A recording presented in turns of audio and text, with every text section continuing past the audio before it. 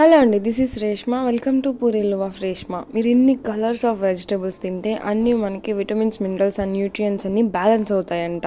So ప్రతిసారి కాకపోయినా కుదిరినప్పుడైనా ఇలా చేసుకుందాం అనేసి నేను ఎగ్ ఫ్రైడ్ రైస్ చూస్తున్నాను వెజిటబుల్స్తో. కొద్దిగా 1 స్పూన్ ఆఫ్ ఆయిల్ అన్ని కర్రీస్కి నేను మాక్సిమం ఇంతే వేస్తాను. దాంట్లో ఒక 4-5 వెల్లుల్లిపాయలని సన్నగా చాప్ చేసి కొద్దిగా గోల్డ్ బ్రౌన్ కలర్ వచ్చేసరికి అంతవరకు ఫ్రై చేసుకొని 2 పచ్చిమిర్చి, ఒక చిన్న ఆనియన్ కూడా వేసుకొని ఫ్రై చేసుకుంటున్నాను.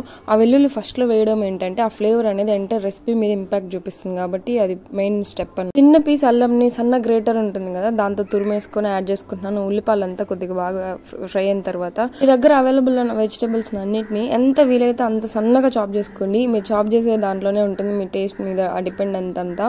సో నేనైతే బీన్స్, క్యారెట్, క్యాబేజీ, క్యాప్సికమ్ వేసుకున్నాను. మీ దగ్గర ఉండే ఆలూస్ కానీ, కాలీఫ్లవర్ కానీ, గ్రీన్ బటానీస్ కానీ, కార్న్, బ్రాకలీ, పన్నీరు ఏది అవైలబుల్ ఉంటే అది, అంటే కొద్దిగా ఫ్రైడ్ రైస్లోకి వేసుకునే వీలు ఉన్నవన్నీ వేసుకోవచ్చు. ఆ ఆయిల్లోనే కొద్దిగా ఊరికట్ట ఫ్రై చేసేసిన తర్వాత ఒక 1/2 గ్లాస్ వాటర్ వేసేసి క్లోజ్ చేస్తున్నాను. మీడియం ఫ్లేమ్ మీదే ఆ వెజిటబుల్స్ అన్నీ కుక్ అవ్వాలి. మధ్యలో అప్పుడప్పుడు అలా మిక్స్ చేస్తూ ఉండండి. సో ఆ ఉన్న వాటర్ మొత్తం ఎవాపరేట్ అయ్యేదాకా లాస్ట్కి వచ్చేసరికి ఈజీగా కుక్ అయిపోతుంది.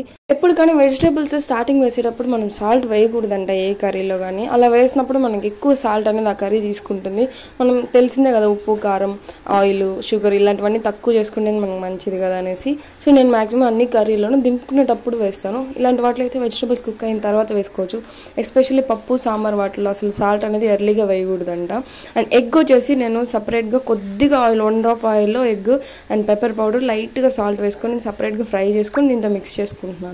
ఇలా చేస్తే ఏంటంటే మనం ఆల్రెడీ ఎక్కువ వెజిటబుల్స్ వేస్తున్నాం కదా, దీంతో ఎగ్ బ్రేక్ చేసేస్తే ఎంతసేపు మనం ఫ్రై చేసినా ఆ రా స్మెల్ అనేది ఉంటుంది. ఇదేంటంటే నేను లంచ్ బాక్స్ చేస్తున్నాను కాబట్టి ఆఫ్టర్నూన్కి తినాలి కాబట్టి చల్లగా అయిపోతే మనకు వేడివేడిగా పెద్దగా తెలియదు ఎగ్ స్మెల్. కానీ ఎండ్కి వచ్చేసరికి మనకు తెలుస్తుంది చల్లారిపోతే. అందువల్ల నేను సపరేట్గా చేసుకోవడం వల్ల మనకి ఆ ఫ్రెష్గా ఉంటుంది. వెజిటబుల్ క్వాంటిటీని బేస్ చేసుకొని 2 గంటలు వైట్ రైస్ని అయితే యాడ్ చేసుకున్నాను. ఉప్పు ఈ స్టేజ్లోనే మనం సెట్ చేసుకోవచ్చు.